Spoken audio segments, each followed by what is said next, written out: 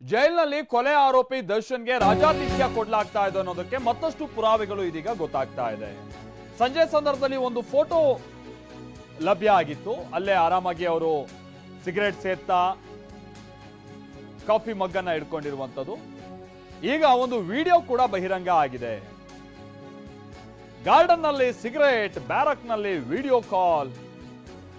ಹೌದು, ಜೈಲಿನಿಂದ ವಿಡಿಯೋ ಕರೆ ಮಾಡಿ ಮಾತನಾಡ್ತಾ ಇದ್ದಂತ ಸಂದರ್ಭದ ಕೆಲ ತುಣುಕುಗಳು ಲಭ್ಯ ಆಗಿದೆ. ವಿಡಿಯೋ ಕಾಲ್ನಲ್ಲಿ ದರ್ಶನ್ ನಗನಗುತ್ತಾ ಒಬ್ಬ ವ್ಯಕ್ತಿಯ ಜೊತೆಗೆ ಮಾತನಾಡ್ತಾ ಇರುವಂತದನ್ನ ನೋಡಬಹುದಾಗಿದೆ. ನಾವಿಲ್ಲಿ ಸಹ ಕೈದಿಯ ಮೊಬೈಲ್ನಲ್ಲಿ ದರ್ಶನ್ ಹೀಗೆ ಮಾತನಾಡಿದ್ದಾರೆ. ಜೈಲಿನಿಂದ ಹೊರಗಿರುವಂತ ಆಪ್ತರೊಬ್ಬರ ಜೊತೆಗೆ ಅವರು ಮಾತನಾಡಿರೋದು ಅನ್ನೋದು ಗೊತ್ತಾಗ್ತಾ ಇದೆ. ಊಟ ಆಯ್ತಾ, ಆರಾಮಾಗಿದ್ದೀನಿ ಅಂತ ಈ ಸಂದರ್ಭದಲ್ಲಿ ದರ್ಶನ್ ಹೇಳ್ತಾರೆ. ಬಹಳ ಅತ್ಯಾಪ್ತವಾಗಿ ವಿಡಿಯೋ ಕಾಲ್ನಲ್ಲಿ ದರ್ಶನ್ ಮಾತನಾಡಿರುವಂಥದ್ದು ಗೊತ್ತಾಗಿದೆ.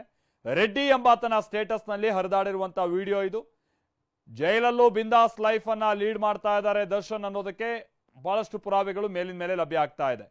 ಸುಮ್ಮನೆ ದರ್ಶನ್ ಅವರು ಬಹಳ ಬೇಸರದಲ್ಲಿದ್ದಾರೆ, ತೂಕ ಇಳಿದ್ಬಿಟ್ಟಿದೆ, ಅವರು ನೋಡೋಕ್ಕಾಗಿಲ್ಲ, ರಾಜನ್ ತರ ನೋಡ್ಬೇಕು, ಇಂಥದ್ದೆಲ್ಲ ಅವರು ನೋಡ್ಕೊಂಬಂದು ಮಾತಾಡ್ತಾ ಇದ್ರಲ್ಲ, ಅದೆಲ್ಲ ಸುಳ್ಳು.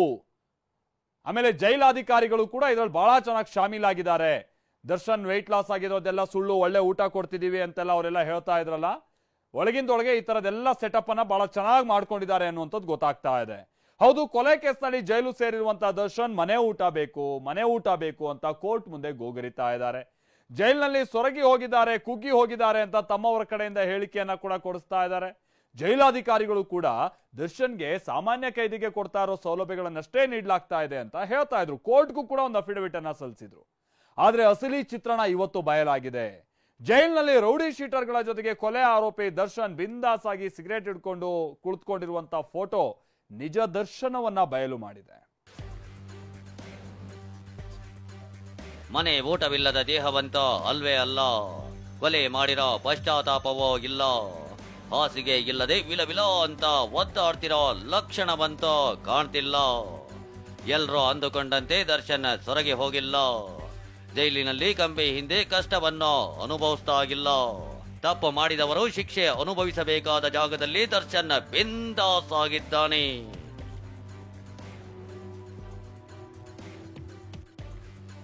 ಮಲಗಲು ಹಾಸಿಗೆ ಕೇಳಿದವನಿಗೆ ಹುಲ್ಲು ಹಾಸಿನ ನೆಲವಿದೆ, ಕೂರಲು ಚೇರ್ಗಳಿವೆ, ಮುಂದೊಂದು ಟೀಪಾಯ್, ಕೈಯಲ್ಲೇ ಕಾಫಿ ಮಗ್, ಇನ್ನೊಂದು ಕೈಯಲ್ಲೇ ಸಿಗರೇಟ್. ಅಬ್ಬಬ್ಬಬ್ಬಾ, ಜೈಲಿನಲ್ಲಿ ಲೈಫ್ ಎಂಜಾಯ್ ಮಾಡೋಕೆ ಮತ್ತೇನು ಬೇಕ ಹೇಳ್ರಿ. ಕೊಲೆ ಆರೋಪಿಗಳು ಒಂದ್ ಕಡೆ ಕುಳಿತು ಮಂದಹಾಸ ಬೀರ್ತಾ ಹೇಗ ಆರಾಮಾಗಿದ್ದಾರೆ ನೋಡ್ರಿ. ಬಲಗೈಯಲ್ಲಿ ಕಾಫಿ ಮಗ್, ಎಡಗೈನಲ್ಲೇ ದಮ್, ಮುಖದಲ್ಲೇ ಮಂದಹಾಸ. ಫ್ರೆಶ್ ಏರ್ ತೆಗೆದುಕೊಳ್ತಾ ಜೈಲಿನ ಗಾರ್ಡನ್ ನಲ್ಲಿ ದರ್ಶನ್ ಬಿಂದಾಸ್ ಲೈಫ್. ಹೇಳೋರಿಲ್ಲ ಕೇಳೋರಿಲ್ಲ, ಜೈಲಿನಲ್ಲಿ ಕೊಲೆ ಆರೋಪಿಗಳಿಗೆ ರಾಜಾತಿಥ್ಯ. ಬೆಂಗಳೂರಿನ ಪರಪ್ಪನ ಅಗ್ರಹಾರದಲ್ಲಿರೋ ಸೆಂಟ್ರಲ್ ಜೈಲು. ಇಲ್ಲಿ ಎಲ್ಲವ ಕುಲ್ಲಂ ಕುಲ್ಲ ಅಂತ ಮತ್ತೊಮ್ಮೆ ಹೇಳಬೇಕಾಗಿಲ್ಲ ಬಿಡಿ. ಆದ್ರೆ ಕೊಲೆ ಆರೋಪಿ ದರ್ಶನ್ ವಿಚಾರದಲ್ಲಿ ಜೈಲಾಧಿಕಾರಿಗಳು ಆಡಿದ್ದ ಕಳ್ಳಾಟ ಬಟ ಬಯಲಾಗಿದೆ. ದರ್ಶನ್ ಭೇಟಿ ಮಾಡಲು ಇತರೆ ಕೈದಿಗಳಿಗೆ ಅವಕಾಶ ಕೊಡ್ತಿಲ್ಲ, ರಾಜಾತಿಥ್ಯವೋ ಇಲ್ಲ, ಬಿಂದಾಸ್ ಲೈಫ್ ಇಲ್ವೇ ಇಲ್ಲ. ಸಾಮಾನ್ಯ ಕೈದಿಗಳಿಗೆ ಕೊಡುವಂತ ಸೌಲಭ್ಯವನ್ನೇ ದರ್ಶನ್ಗೆ ಕೊಡ್ತಿದ್ದೀವಿ ಅಂತ ಜೈಲಾಧಿಕಾರಿಗಳು ಪುಂಖಾನುಪುಂಖವಾಗಿ ಹೇಳಿದ್ರು. ಮನೆ ಊಟವನ್ನ ನೀಡಲು ಆಗಲ್ಲ ಅಂತ ಹೈಕೋರ್ಟ್ಗೂ ವರದಿ ಕೊಟ್ಟಿದ್ರು. ಆದ್ರೆ ಇದೆಲ್ಲ ಕಪಟ ಸುಳ್ಳು ಅನ್ನೋದನ್ನ ಈ ಫೋಟೋ ಸಾರಿ ಹೇಳ್ತಿದೆ. ಇದೇನೋ ಸೆಂಟ್ರಲ್ ಜೈಲು, ದರ್ಶನ್ ವಾಸ್ತವ್ಯವಿರೋ ರೆಸಾರ್ಟ. ಕೊಲೆ ಆರೋಪಿ ದರ್ಶನ್ಗೆ ಜೈಲಲ್ಲಿ ಹಂತಕರೇ ಸ್ನೇಹಿತರು. ಇಲ್ಲಿ ನೋಡಿ, ಜೈಲಿನ ಗಾರ್ಡನ್ ನಲ್ಲಿ ಫ್ರೆಶ್ ಏರ್ ತೆಗೆದುಕೊಳ್ತಾ ಕಾಫಿನೋ ಟೀನೋ ಹೀರ್ತಾ ಕೊಲೆ ಆರೋಪಿ ದರ್ಶನ್ ಕೂತಿದ್ದಾನೆ. ಒಂದು ಕೈಯಲ್ಲಿ ಸಿಗರೇಟ್, ಮತ್ತೊಂದು ಕೈಯಲ್ಲಿ ಕಾಫಿ ಮಗ್ ಹಿಡಿದಿದ್ದಾನೆ. ದರ್ಶನ್ ಜೊತೆಗೆ 4 ಜೈಲ್ ಮೇಟ್ ಗಳಿದ್ದಾರೆ. ದರ್ಶನ್ಗೆ ಜೈಲ್ ಮೇಟ್ ಆಗಿರೋರು ಯಾರೋ, ದರ್ಶನ್ ಜೊತೆ ಕೂತಿರೋ ಆ 3 ಯಾರು ಅನ್ನೋದನ್ನ ಡೀಟೇಲ್ ಆಗಿ ತೋರಿಸ್ತೇವೆ ನೋಡಿ.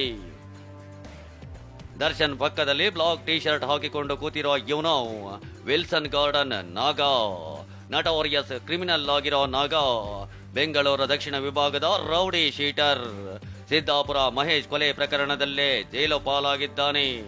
2023 ಆಗಸ್ಟ್ನಲ್ಲೇ ಕೋರ್ಟ್ಗೆ ಶರಣಾಗಿ ಜೈಲು ಸೇರಿದ್ದ. ನಾಗನ ಅಟ್ಟಹಾಸ ಹೆಚ್ಚಾಗ್ತಿದ್ದಂತೆ ಈತನ ವಿರುದ್ಧ ಕೋಕಾ ಕಾಯ್ದೆಯಡಿ ಕೂಡ ಮೊಕದ್ದಮೆ ದಾಖಲಾಗಿದೆ.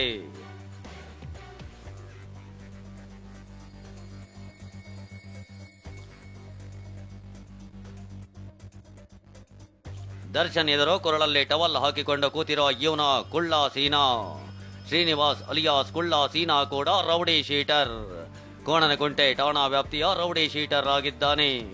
ಸದ್ಯ ತಲಘಟ್ಟಪುರ ಠಾಣಾ ವ್ಯಾಪ್ತಿ ಕೊಲೆ ಕೇಸ್ನಲ್ಲಿ ಜೈಲು ಸೇರಿದ್ದಾನೆ.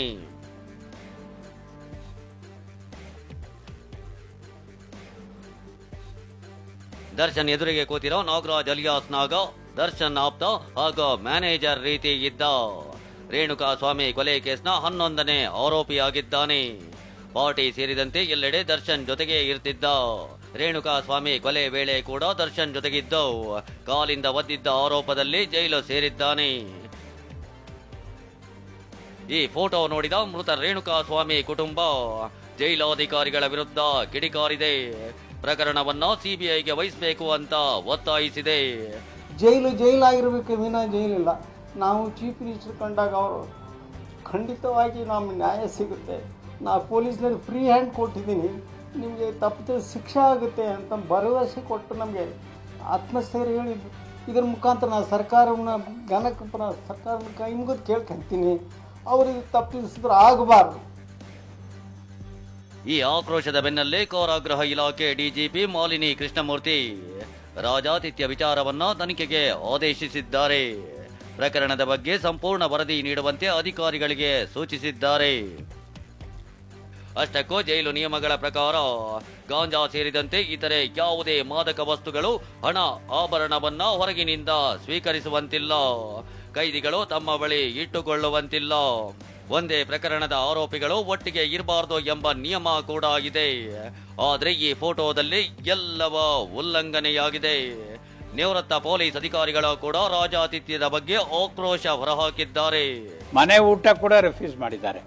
ಅಂದರೆ ಮನೆ ಊಟಕ್ಕಿಂತ ಇದು ಚೀಪಾ ಅಥವಾ ಕಾಸ್ಟ್ಲಿನಾ ಅಥವಾ ಇದು ಗಂಭೀರವಾದ ಪ್ರಕರಣನ? ಇದು ನಿಜವಾಗ್ಲೂ ಅದಕ್ಕಿಂತ ಗಂಭೀರವಾದ ಪ್ರಕರಣ. ಯಾಕೆ ಹೇಳ್ತೀನಂದರೆ, ಸಿಗರೇಟ್ ಅಂದರೆ ಅದು ಒಂದು ರೀತಿ ಮಾದಕ ವಸ್ತುಗಳು ಇರ್ಬೋದು, ಇನ್ನೊಂದು ಇರ್ಬೋದು, ಏನೇ ಇರ್ಬೋದು, ಅದು ಅಲ್ಲಿ ಜೈಲಲ್ಲಿ ಉಪಯೋಗಿಸಲಿಕ್ಕೆ ಅವಕಾಶ ಇಲ್ಲ. ಪರಪ್ಪನ ಅಗ್ರಹಾರ ಜೈಲಿನ ಮೇಲೆ ನಿನ್ನೆಯಷ್ಟೇ ಸಿಸಿಬಿ ದಾಳಿ. ವಿಷಯ ಅಂದ್ರೆ ನಿನ್ನೆಯಷ್ಟೇ ಪರಪ್ಪನ ಅಗ್ರಹಾರ ಜೈಲಿನ ಮೇಲೆ ಸಿಸಿಬಿ ದಾಳಿ ಮಾಡಿತ್ತು. ಮೊಬೈಲ್, ಗಾಂಜಾ, ವೆಪನ್ ಸೇರಿದಂತೆ ನಿಷೇಧಿತ ವಸ್ತುಗಳಿರೋ ಬಗ್ಗೆ ಮಾಹಿತಿ ಬಂದ ಕಾರಣಕ್ಕೆ ತಲಾಶ್ ನಡೆಸಲಾಗಿತ್ತು. ದಾಳಿ ವೇಳೆ ಏನೋ ಸಿಕ್ಕಿಲ್ಲ ಅಂತ ಬೆಂಗಳೂರು ನಗರ ಪೊಲೀಸ್ ಆಯುಕ್ತರು ಹೇಳಿದ್ರು.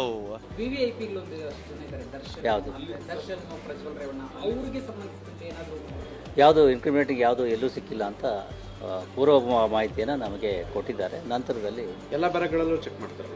ಎಲ್ಲ ಸಿಸಿಬಿ ದಾಳಿ ನಡೆಸಿದ ಮರುದಿನವೇ ಈ ಫೋಟೋ ವೈರಲ್ ಆಗಿದ್ದು ಸಾಕಷ್ಟು ಅನುಮಾನ ಮೂಡಿಸಿದೆ. ಅದೇನೇ ಇರಲಿ, ಮನೆ ಊಟಕ್ಕಾಗಿ ಕೋರ್ಟ್ ಮುಂದೆ ಅಂಗಲಾಚುತ್ತಿರೋ ದರ್ಶನ್ ಜೈಲಲ್ಲಿ ಅದೆಷ್ಟು ಕುಗ್ಗಿ ಹೋಗಿದ್ದಾರೋ ಏನೋ ಅಂದುಕೊಂಡವರಿಗೆ ಈ ಫೋಟೋ ಉತ್ತರವಾಗಿದೆ. ಚಿತ್ರದುರ್ಗದಿಂದ ಬಸವರಾಜ್ ಜೊತೆ ಪ್ರದೀಪ್ ಮತ್ತು Kiran HV, TV9 Bengaluru. So ನಾವು ಪ್ರತಿನಿಧಿ ಪ್ರದೀಪ್ ನಮ್ಮ ಜೊತೆಗೆ ನೇರ ಸಂಪರ್ಕದಲ್ಲಿ ಜಾಯ್ನ್ ಆಗ್ತಾ ಇದ್ದಾರೆ. ಪ್ರದೀಪ್, ಸಂಜೆ ನೋಡಿದ್ರೆ ಫೋಟೋ, ಈಗ ನೋಡಿದ್ರೆ ವಿಡಿಯೋ ಕಾಲ್ಗಳೆಲ್ಲ ಹೊರಗೆ ಬರ್ತಾ ಇದೆ ಅಂತ, ನಿಜಕ್ಕೂ ಜೈಲಿನಲ್ಲಿ ಏನಾಗ್ತಾ ಇದೆ? ನಿನ್ನೆ ಕಮಿಷನರ್ ನಮಗೆ ರೈಡ್ ಮಾಡಿದಂತ ಸಂದರ್ಭದಲ್ಲಿ ಅಂತದ್ದೇನು ಸಿಕ್ಕಿಲ್ಲ ಅಂತಲ್ಲ, ಹಾಗಾದ್ರೆ ಪೊಲೀಸ್ ಹೇಳ್ತಾ ಇರುವಂತದ್ದು ಸುಳ್ಳ? ಒಳಗಿರುವಂತ ಅಸಲಿ ಪಿಕ್ಚರೇ ಬೇರೆನಾ? ಏನ್ ಕತೆ?